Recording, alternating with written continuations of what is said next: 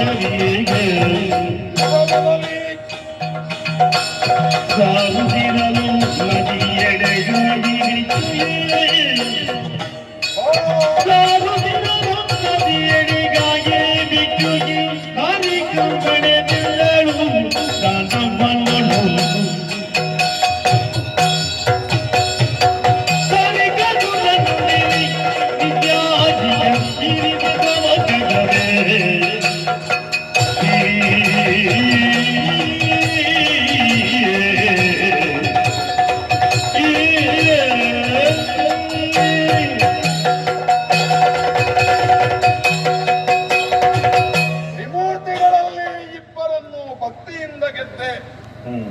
ಒಬ್ಬನನ್ನು ಶಬ್ದಮುಖೇನವಾಗಿ ಗೆದ್ದಾಯಿ. ಅವನಲ್ಲಿದ್ದಂತ ಯಾವ ಚಕ್ರ ಸದ್ಯ ದಾರುಕಾಸುರನ ಬಳಿಯಲ್ಲಿ ರಾರಾಜಿಸುತ್ತಾ ಇದೆ. ಸೋತವನಾದರೂ ಒಂದು ಉಪದೇಶವನ್ನು ಕೊಟ್ಟನಲ್ಲ, ಉಪದೇಶದ ಅಗತ್ಯ ನಮಗೆ ಉಂಟು ಅಂತ ಅಲ್ಲ. ಈ ಪೃಥ್ವಿಯಲ್ಲಿಯೇ ಯಾವ ಮೆರೆಯುತ್ತಿರುವಂತಹ ದಾರಿಕಾಸುರನಿಗೆ ವಿಷ್ಣುವೇ ಸೋತ ಬಳಿಕ ಅವರ ಉಪದೇಶವನ್ನು ಪಡೆದು ನಾವು ಸಾಧಿಸುವುದಕ್ಕೇನಿದೆ. ಆದರೆ ಕಿರುಬೆರಳಲ್ಲಿರೋ ರಾಜಿಸುತ್ತಿರುವಂತಹ ಚಕ್ರ ಅದನ್ನು ಸೆಳೆದ ಕ್ಷಣ ಎಲ್ಲ ಶಕ್ತಿಯು ನಮ್ಮನ್ನು ಸೇರಿಸುವುದಲ್ವೇ ಅರ್ಥ. ಆದರೂ ಕೆಲವನ್ನು ಪಾಲಿಸಿಕೊಂಡು ಬಾ. ಯಾವ ಉದ್ದೇಶದಿಂದ ಹೇಳಿದ ಅಂತಲ್ಲ, ನಮಗೆ ಅಗತ್ಯ ಉಂಟು.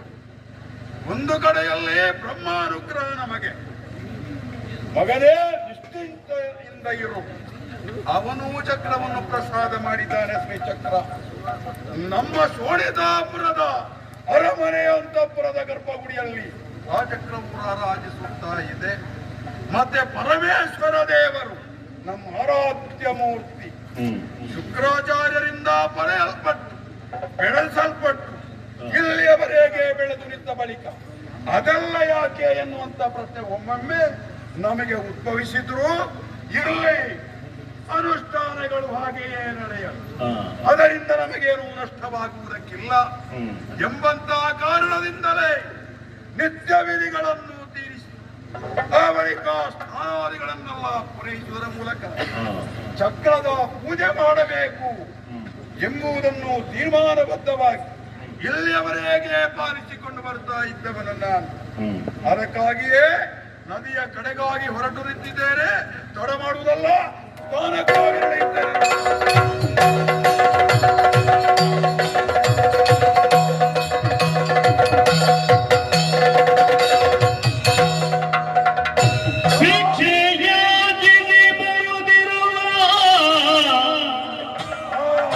ಭಿಕ್ಷುಗಿಯನು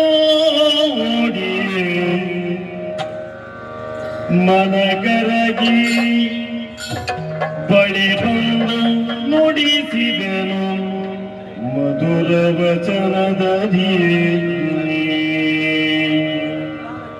ನಿಲ್ಲು ನಿಲ್ಲಲೆ ವಯೋಮತಿ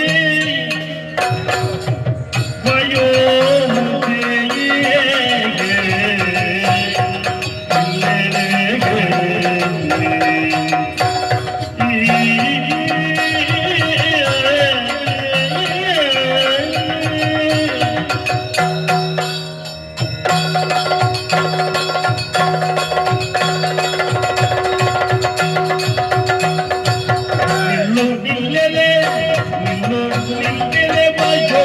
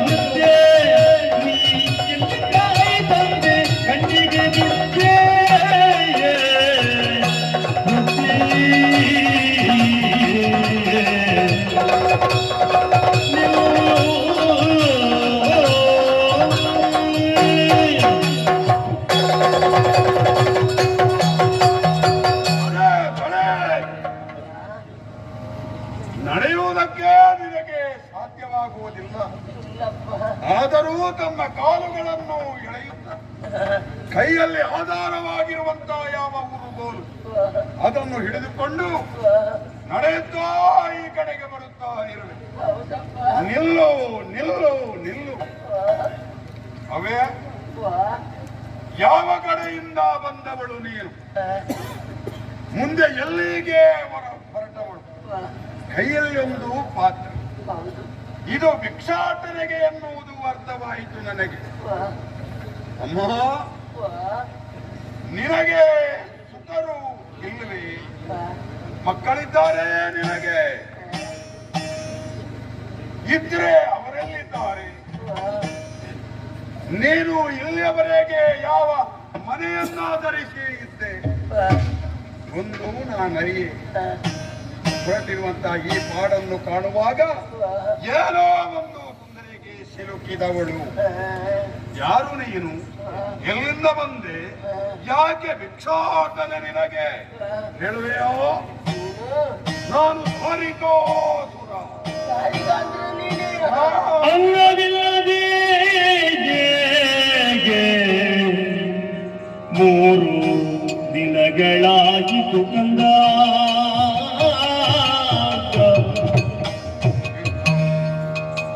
ಅನ್ನವಿಲ್ಲದೆ 3 ದಿನಗಳಾಗಿತು ಕಂದ. ಹುಣ್ಣುವಾಸಿಯೊಳೀಗ ಬಂದೆ. ಹುಣ್ಣುವಾಸಿಯೊಳೀಗ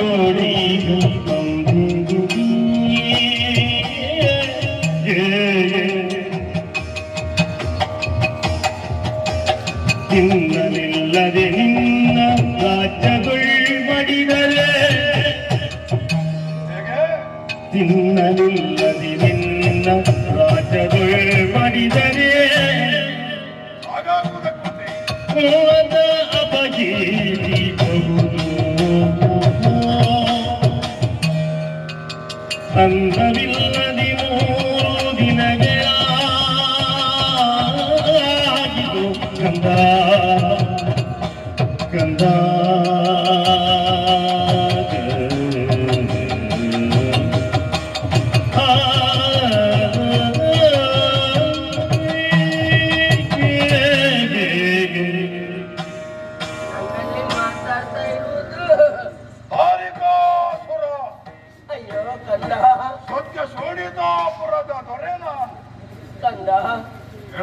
ನಿನ್ನನ್ನು ಇನ್ನೊಮ್ಮೆ ಈ ಕಣ್ಣುಗಳಿಂದ ಕಾಣ್ತೇನೋ ಇಲ್ವೋ ಎನ್ನುವಂತ ನಿರೀಕ್ಷೆಯಲ್ಲೇ ಇದ್ದವಳಪ್ಪ ನಾನು. ಇನ್ನೊಮ್ಮೆ ಕಾಣುವುದು? ಹಾಗಂದ್ರೆ ಮೊದಲು ನೋಡಿರುವೆಯ ನನ್ನನ್ನು? ಏನು ನೋಡದೆ ಕಂದ? ಎಲ್ಲಿಯಮ್ಮ? ಹೇಗೆ ನೋಡಿದೆ? ನಾನೊಂದು ಪ್ರಶ್ನೆ ಕೇಳಬೇಕ ನಿನ್ನಲ್ಲಿ. ಕೇಳು. ನಿನ್ನ ಅಮ್ಮ ಯಾರು ಅಂತ ಗೊತ್ತುಂಟ ನಿನಗೆ? ಗೊತ್ತಿಲ್ಲ ನನಗೆ. ನನಗೆ ಗೊತ್ತು. ಯಾರವ್ವ ಅವಳು? ನನಗೆ ಗೊತ್ತು. ಹೇಳು, ಯಾರವಳು? ನಿನ್ನನ್ನು ಹೆತ್ತವಳೇ ನಿನ್ನ ಅಮ್ಮ. ಇದು ಹೇಳುವುದಕ್ಕೆ ನೀನು ಬರಬೇಕಿತ್ತ? ಮತ್ತೆ ನನ್ನನ್ನು ಹೆತ್ತವಳು ನನ್ನ ತಾಯಿತ ನನಗೆ ಗೊತ್ತಿಲ್ವಾ? ಅದಲ್ಲ. ಇಲ್ಲಪ್ಪ. ನಿನ್ನ ಅಪ್ಪ ಯಾರು ಅಂತಾದ್ರೂ ಗೊತ್ತುಂಟ? ಇಲ್ಲ. ನನಗೆ ಗೊತ್ತು. ಯಾರವ್ವ? ಪುಣ್ಯವಂತ. ನಿನ್ನ ತಾಯಿಯ ಗಂಡನೇ ನಿನ್ನ ಅಪ್ಪ. ಅದು ಎಲ್ಲರಿಗೂ ಹಾಗೆ. ನನಗೂ ಗೊತ್ತಿಲ್ಲ ಮಗ. ನಿನಗೂ ಗೊತ್ತಿಲ್ಲ. ಆದ್ರೆ ಒಂದು ವಿಷಯ ನನಗೆ ಗೊತ್ತಿಲ್ಲದನ್ನೆಲ್ಲ ಯಾಕೆ ಕೇಳ್ತಿ ಹೇಳು? ಕಾರಣ ಉಂಟು ಮಗ. ಹೇಳು. ಈ ಹಿಂದಕ್ಕಾದ್ರೆ ಕೆಲವು ವರ್ಷಗಳ ಹಿಂದೆ ಹೀಗೆ ನಾನು ತಿರುಗಾಡ್ತಾ ಬರುವಾಗ ದಾರಿಯ ಬದಿಯಲ್ಲಿ ಪೊದೆಯಲ್ಲಿ ಚಿಕ್ಕ ಮಗುವಾಗಿ ಇರುವೆಗಳಿಂದ ನೀನು ಮುಸುಕಿದ್ದೆ. ನೀನು? ನಾನು ಹೌದು. ಪೊದೆಯ ಮರೆಯಲ್ಲಿದ್ದೇನೆ. ಆವಾಗ ನಿನ್ನನ್ನು ಕಂಡು ಎತ್ತಿ ಆಧರಿಸಿ ಎದೆಗಾಣಿಸಿಕೊಂಡು ನನ್ನ ಎದೆಯ ಹಾಲನ್ನು ಇತ್ತು ನಿನ್ನನ್ನು ಸಾಕಿದವಳು ನಾನೇ ಕಂದ. ಅಮ್ಮ, ನನ್ನನ್ನು ಸಾಕಿ ಬೆಳೆಸಿದಯ? ದಾರಿಯಲ್ಲಿ ಸಿಕ್ಕಿದ ಕಾರಣದಿಂದಲಾಗಿ ದಾರಿಗ ಎನ್ನುವಂತ ಹೆಸರನ್ನು ಇರಿಸಿದವಳು ನಾನೇ ಕಂದ. ನೀನೇ ಹೆಸರನ್ನಿಟ್ಟೆಯ? ಹೌದು. ಆ ಬಳಿಕ ಮಕ್ಕಳು ಬೆಳೀತಾ ಇದ್ದ ಹಾಗೆ ಮಕ್ಕಳ ಬಾಳ ಭವಿಷ್ಯತನ್ನು ಎಣಿಸಬೇಕಾದ ತಂದೆ ತಾಯಿಯ ಕರ್ತವ್ಯ. ಹೌದಾ ಅಲ್ವಾ? ಸತ್ಯವಮ್ಮ. ನಿನ್ನ ಬಾಳ ಭವಿಷ್ಯತನ್ನು ಎನಿಸಿ ಹಾ. ಗುರು ಶುಕ್ರಾಚಾರ್ಯರಲ್ಲಿಗೆ ಸೇರಿಸಿ ಬಿಟ್ಟವಳು ನಾನೇ ಮಗ. ನೀನೇ ಸೇರಿಸಿದೆಯಾ? ಆ ಬಳಿಕ ನನಗೆ ಬರ್ಲಿಕ್ಕೆ ಆಗ್ಲಿಲ್ಲ ಕಂದ. ಅಯ್ಯೋಯ್ಯೋ. ಈ ಹಿಂದಕ್ಕಾದ್ರೆ ಹಾ. ನನ್ನ ಜೊತೆಯಲ್ಲಿ ನನ್ನ ಸಂಬಂಧಿಕರು ಕುಟುಂಬಿಕರು ಎಲ್ಲ ಇದ್ರು. ಹಾ. ವಯಸ್ಸಾಗುತ್ತಾ ಬಂದ ಹಾಗೆ ಹಾ. ನನ್ನನ್ನು ಮನೆಯಿಂದ ಹೊರದಪ್ಪಿ ಬಿಟ್ರು. ಶಿವನೇ ಶಿವನೇ. ಕುಡಿಯುವುದಕ್ಕೆ ಚೈತನ್ಯ ಇಲ್ಲ, ಹಾ. ಕುಳಿತುಕೊಳ್ಳುವುದಕ್ಕೆ ಸೂರಿಲ್ಲ. ಹಾ. ಭಿಕ್ಷಾಟನೆಯನ್ನು ಎತ್ತುತ್ತಾ ಇಲ್ಲಿವರೆಗೆ ಬಂದವಳು ನನ್ನ ಸಾಕು ತಾಯಿ ನೀನು. ಕಂದ, ಓ. ಮಗ ಬೆಳೆದು ಇಷ್ಟು ದೊಡ್ಡವನಾಗಿರುವಾಗ ಹಾ. ನಿನ್ನ ಹೆತ್ತ ತಾಯಿ ನಿನ್ನ ಊರಿನಲ್ಲಿ ಬಿದ್ದು ಸತ್ತೆ ನಿನಗೆ ಹಬ್ಬ ಕೀರ್ತಿ. ಅಮ್ಮ ಅಮ್ಮ. ಹಾ. ಶಿವನೇ ಶಿವನೇ. ಎಲ್ಲ ನುಡಿಯ ಕೇಳುತ್ತ ಸುರನಂದ ಸಂಧ್ಯ ಕಾರ್ಯಕ್ಕಿಂತ ಎಲ್ಲ ನುಡಿಯ ಕೇಳುತ್ತ ಸುರ ಎಂದ ಸಂಧ್ಯ ಕಾರ್ಯಕ್ಕಿಂತ ನಿಂದೆ ನಿಲ್ಲು ಹೋಗು ಎನ್ನ ಮಡದಿ ಇವಳು ಕೇಳು.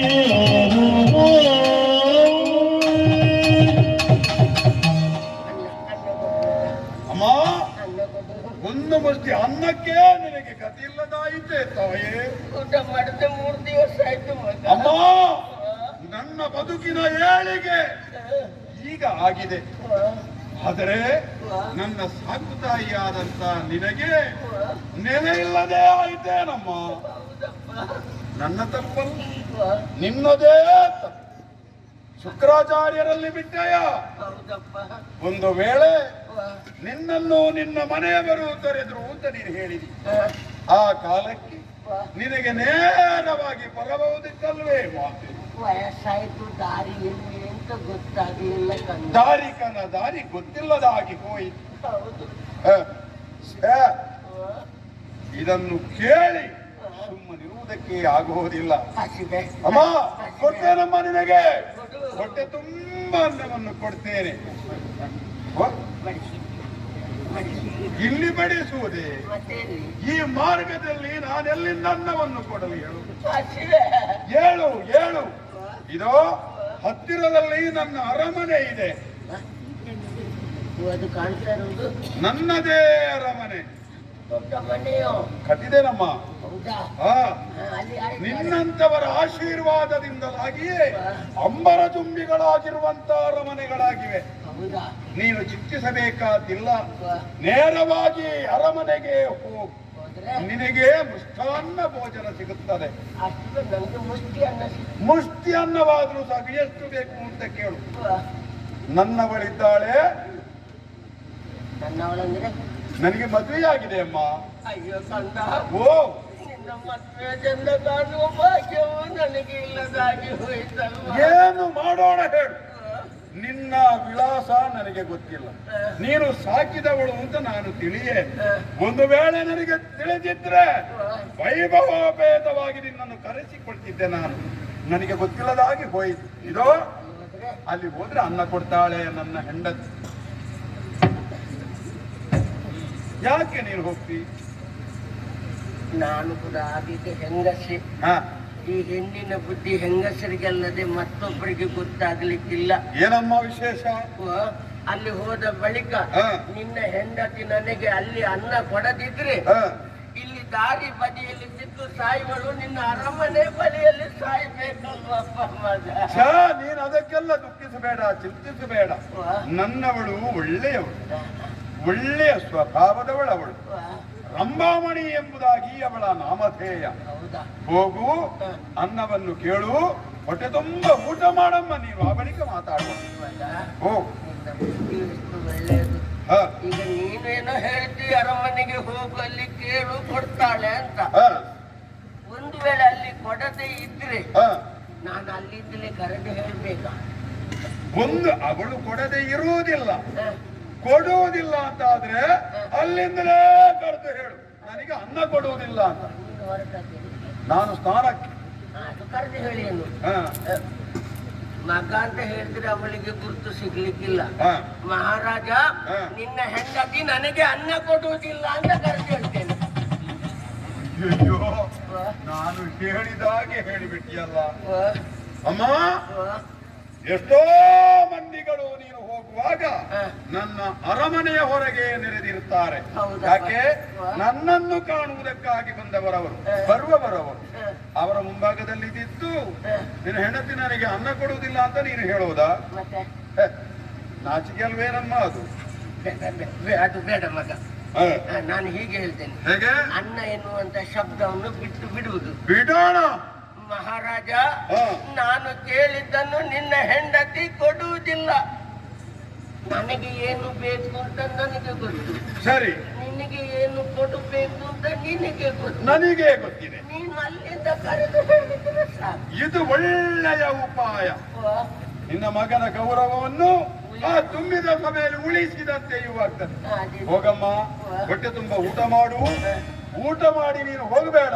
ಒಂದು 4 ದಿವಸ ನಮ್ಮ ಅರಮನೆಯಲ್ಲಿಯೇ ಇದ್ದುಕೋ. ನಿನಗೆ ಬೇಕಾದ ವ್ಯವಸ್ಥೆಯನ್ನು ನಿನ್ನ ಮಗದಾರಿಕ ಮಾಡ್ತಾರೆ. ನಿನ್ನ ಒಂದು ಚಂದ ಕಾಣಬೇಕು ಅಂತ ಇತ್ತು ಮಗ. ಈಗ ಹೇಗೆ ಉಂಟಮ್ಮ? ಚಂದ ಇದ್ದೇನೋ? ಈಗ ಚಂದ ಇದ್ದೀರಿ. ಇನ್ನೂ ಚಂದ ಕಾಣಬೇಕು ಅಂತ ಆಸೆ ಉಂಟು. ನೀನು ಸ್ನಾನಕ್ಕೆ ಹೊರಟಿದ್ದೀಯ. ನಿನ್ನ ಆಸೆ ನೆರವೇರಿದ್ರೆ ನಿನಗೆ ತೃಪ್ತಿ. ನಾನು ಎಣಿಸಿದಂತೆ ನಡೆದ್ರೆ ಅದು ತೃಪ್ತಿ. ನೀನು ಹೋಗು. ನೀನು ಹೋಗು. ನೀನು ಹೋಗು.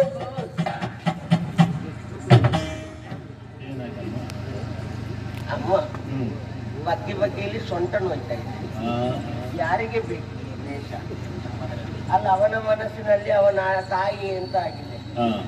ನಾನ್ ನಿಜವಾಗಿ ಅವನ ತಾಯಿ ಅಲ್ಲ, ಭಗವತಿಯಾದಂತ ನಾನೇ ಈ ರೂಪದಿಂದ ಇವನ ಮುಂದೆ ಗೋಚರಕ್ಕೆ ಬಂದವಳು ನಾನು. ಇವನನ್ನು ಈ ರೀತಿ ಪರೀಕ್ಷೆ ಮಾಡಿದ ಹಾಗಾಯಿತು. ಇನ್ನು ಇವನ ಮಡದಿ ರಂಭಾಮಣಿ, ಅವಳು ಹೇಗಿದ್ದಾಳೆ, ಅವಳನ್ನು ಪರೀಕ್ಷೆ ಮಾಡಬೇಕು. ಅಲ್ಲಿವರೆಗೆ ಸಾಧ್ಯ.